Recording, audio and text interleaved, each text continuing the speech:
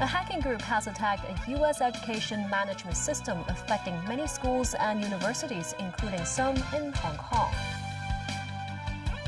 The Housing Society will build no more senior citizen residence scheme projects in the next 10 years, relying on senior-friendly designs instead. And Russia holds military parade on Red Square to commemorate the defeat of Nazi Germany in World War II.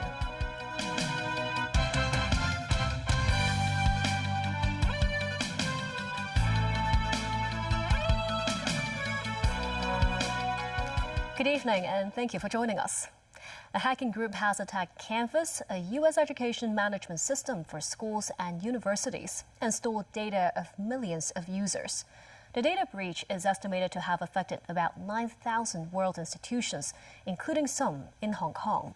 A cybersecurity expert said that companies should be more proactive in protecting their network against hackers. Mo Seng-ai reports.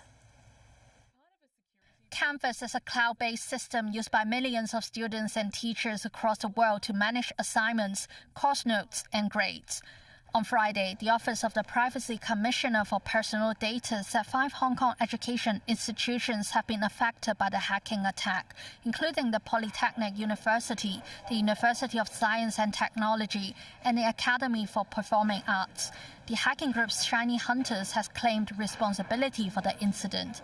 In a message reportedly said to have been delivered by the group to students, the hackers set a negotiation deadline of May 12 for Instructure, the parent company of Canvas. Shiny Hunters said it will leak the stolen data once the deadline is passed. A cybersecurity expert said that Instructure should respond to hackers to ensure the safety of students and teachers who are innocent in the incident. The affected party should be the service provider. So the service provider should think out a way to try to reduce the impact over their customers. Those leaked data can contain a lot of credentials of the students, teachers, and university system information or personal information. What do you think if those leaked data is published to worldwide? This is highly impact over their personal privacy and the safety. Lai said companies with a large pool of customers should be more proactive in defending their network. He suggests they establish a threat intelligence team to gather information on different types of hackers and the potential ways of attack. Memos 9, TVB News.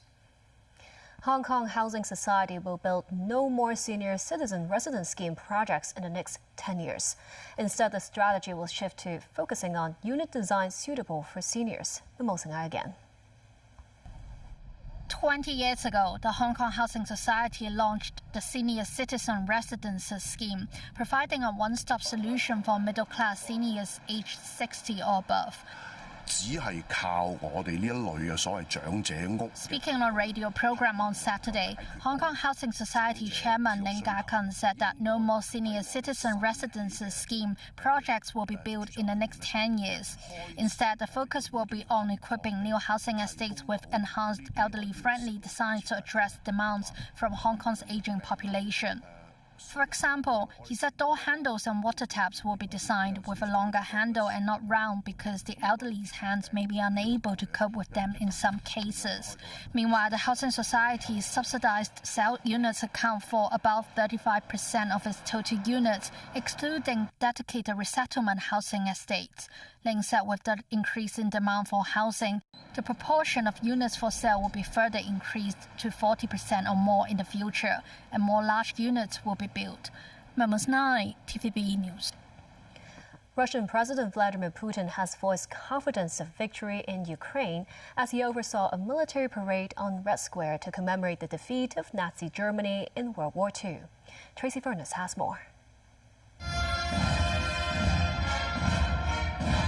Security was tight in Moscow as Russian President Putin and several foreign leaders attended the Victory Day parade, even as a US-brokered 3-day ceasefire eased concerns about possible attempts to disrupt the festivities. Putin, who has been in power for more than a quarter of a century, has used Victory Day, Russia's most important secular holiday, to showcase the country's military might and rally support for his military action in Ukraine, now in its 5th year. Putin and foreign leaders, which included Malaysia's King Sultan Ibrahim Iskandar, laid flowers at the tomb of the unknown soldier as part of Victory Day commemorations in Moscow. Speaking at the parade, Putin hailed the Russian troops fighting in Ukraine, declaring they face an aggressive force that is armed and supported by the entire bloc of NATO. Victory has always been and will be ours, Putin said. But this year, for the first time in nearly 2 decades, the parade took place without tanks, missiles and other heavy weapons, aside from a traditional flyover of combat jets. And for the first time, the parade featured troops from North Korea, a tribute to Pyongyang that sent its soldiers to fight alongside Moscow forces to repel a Ukrainian incursion into Russia's Kursk region. In Ukraine, citizens marked a more low-key Remembrance Day as dozens of active duty service members and war veterans gathered at the Park of Eternal Glory in Kyiv's Pechursk district to pay tribute to the fallen soldiers of World War II. Ukrainian actor Vladimir Telashko said, "I'm glad to see so many people here today, both military personnel and civilians, and I know that in the past, people from other countries have come here and always lovingly laid flowers for all heroes of that war." Russia declared a unilateral ceasefire for Friday and Saturday, while Ukraine's President Volodymyr Zelensky announced a truce that was supposed to begin on May 6th. But neither of them held as the parties traded blame for continuing attacks. Tracy Furness, TVB News. Iranian President Masoud Pezeshkian said he held a lengthy meeting with Supreme Leader Mojtaba Khamenei. This is a rare acknowledgement of the leader's role, as he remains largely unseen and communicates only through written statements on state television. Danny Rao tells us more. According to Iran's semi-official Fars news agency, more sporadic clashes between Iranian forces and US vessels have taken place in the Strait of Hormuz. The Tasnim news agency later cited an Iranian military source saying the situation had calmed. The US military said it struck 2 Iran-linked vessels attempting to enter an Iranian port, with a US fighter jet hitting their smokestacks and forcing them to turn back. Speaking during a visit to Rome, US Secretary of State Marco Rubio cautioned Tehran against targeting US maritime assets. Well, the red line is clear. If they threaten Americans, they're going to get blown up. I mean, that's how much clearer can you be than that? If you are a missile launching guy, whatever they call that job, and you're sitting there and you fire a missile at the United States and we saw you fire it, we're going to hit you. Of course we are. Recent days have seen the biggest flare-ups in fighting in and around the Strait of Hormuz since a ceasefire began a month ago. US President Donald Trump said he's awaiting Tehran's response to a US proposal that would formally end the war before talks on more contentious issues, including Iran's nuclear program. We'll see what happens. Look, we have no military. We have not a lot left. We'll see what happens. Yeah, go ahead. Iran's foreign ministry said the country's leadership is focused on ending the war with the US and Israel in a permanent capacity and is still reviewing Washington's peace proposal. Daniel Hall, TV News. In Britain's local and regional elections, Prime Minister Keir Starmer insisted he will not resign after bruising results saw his governing Labour Party suffer big losses. Tracy Furness reports. Based on partial results in the UK's local and regional elections, Labour and the Conservatives lost major ground to Reform UK and potentially the Greens. But British Prime Minister Keir Starmer insists he will carry on as Prime Minister despite his Labour Party losses. Let me be clear, these are really tough results. I'm not going to sugarcoat it. And we have lost brilliant Labour representatives, people who've put so much into their communities, so much into our party and our movement.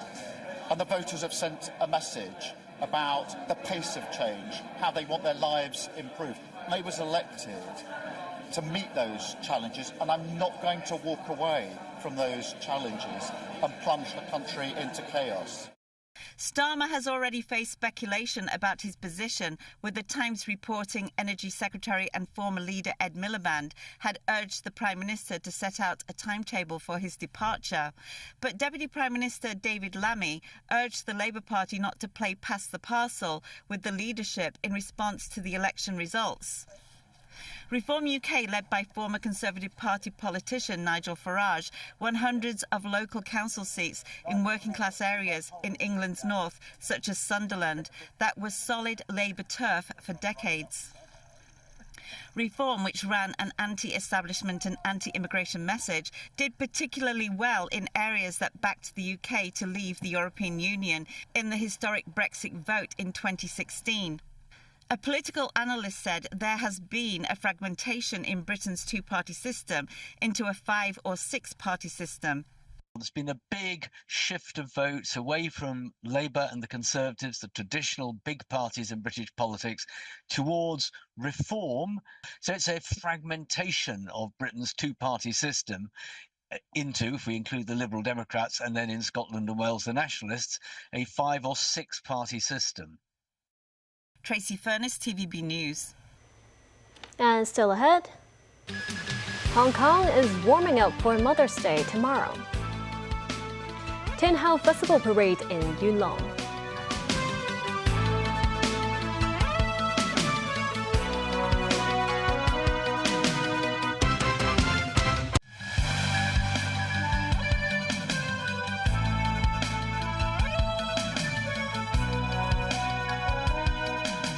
Welcome back.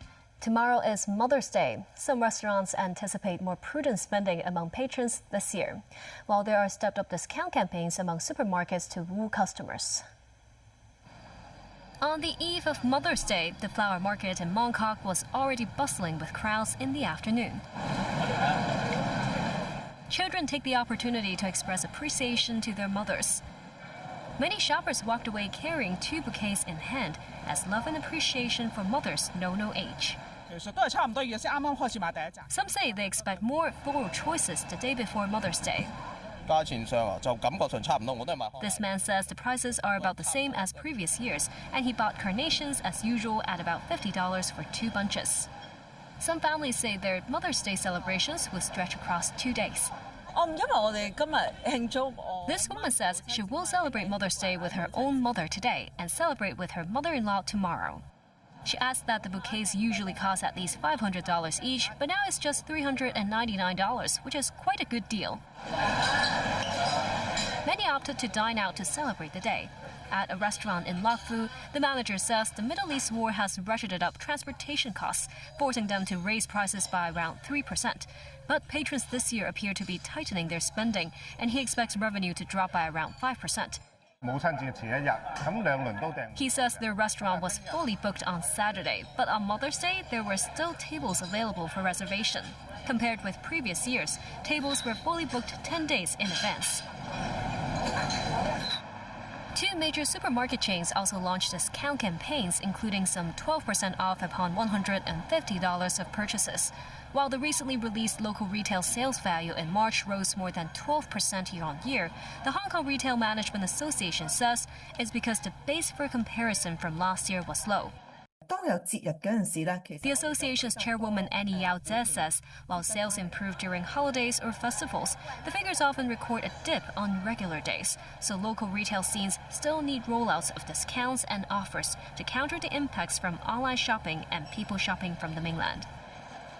Today marks the Hau Festival, which celebrates the birth of the goddess of the sea. The annual Hau birthday parade was held in Yuen Long today. Take a look. The golden dragon weaved through the streets as drums and cymbals thundered across Yuen Long. A total of 33 performance troupes and floral tribute teams joined the celebrations on Hau's birthday.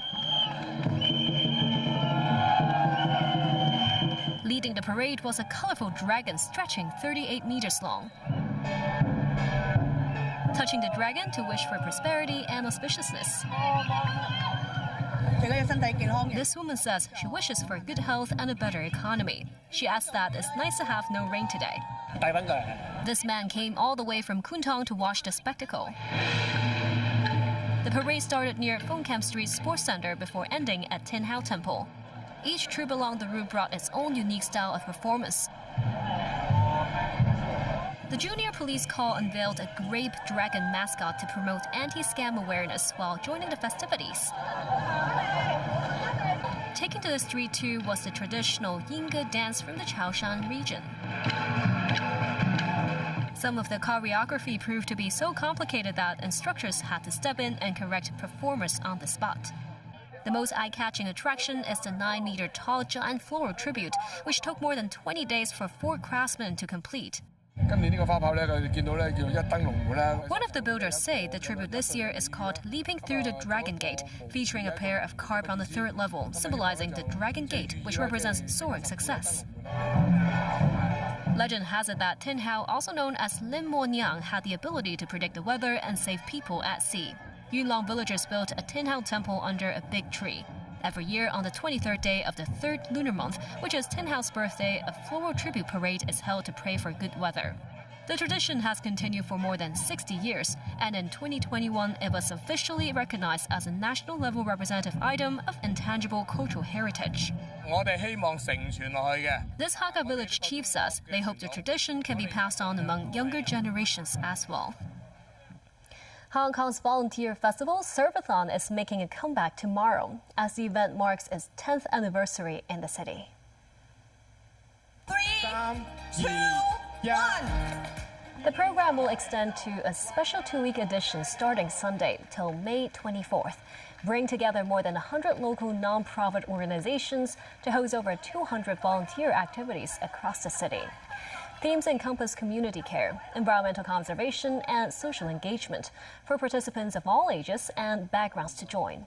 At the opening ceremony, Secretary for Labor and Welfare Chris Sun says, voluntary services not only contribute to society, but also help deepen connection within the community.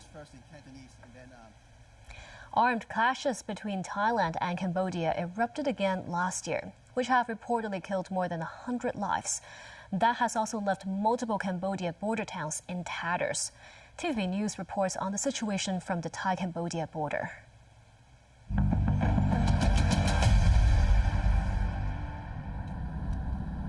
From Cambodia's capital, Phnom Penh, it takes nearly 8 hours by road to reach Oda Mien Che province along the Thai border. The closer to the frontier, the clearer the scars of war become. This is the Cambodian border town of Osmarch, where the customs building has been left structurally unsafe. After the Thai-Cambodian conflict unfolded, all land crossings between the two sides have been closed. Trade also ground to a halt. Border checkpoints now stand deserted.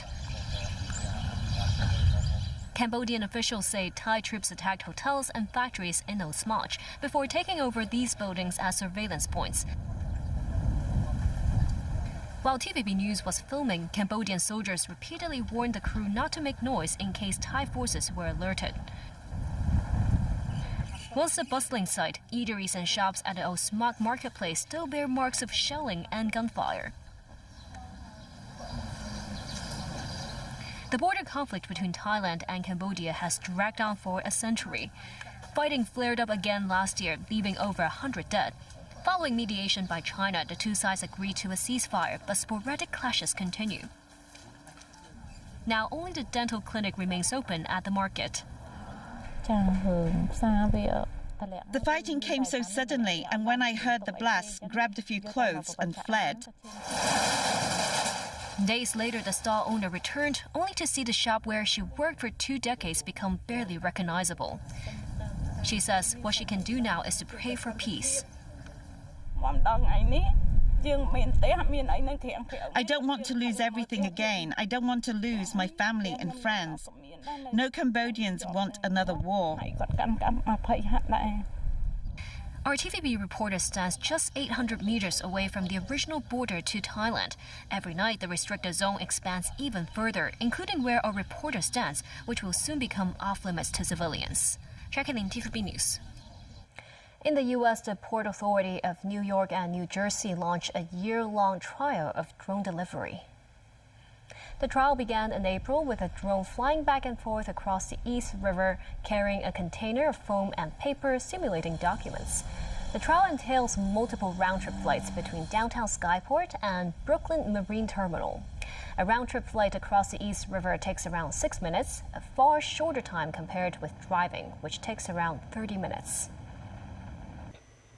The world-famous wildlife documentary presenter David Attenborough has turned 100 years old. A birthday message to Attenborough was displayed in central London's Piccadilly Circus on Friday. Through BBC programs such as Life on Earth, The Private Life of Plants and The Blue Planet, Attenborough has illuminated the beauty, ferocity, and sometimes weirdness of nature in a hushed, melodic voice that conveys his own awe at what he is witnessing. His broadcasting career began in the early 1950s after joining the BBC as a trainee producer. As a child, Attenborough collected fossils, stones, and natural specimens. And that's the news. Thank you for watching.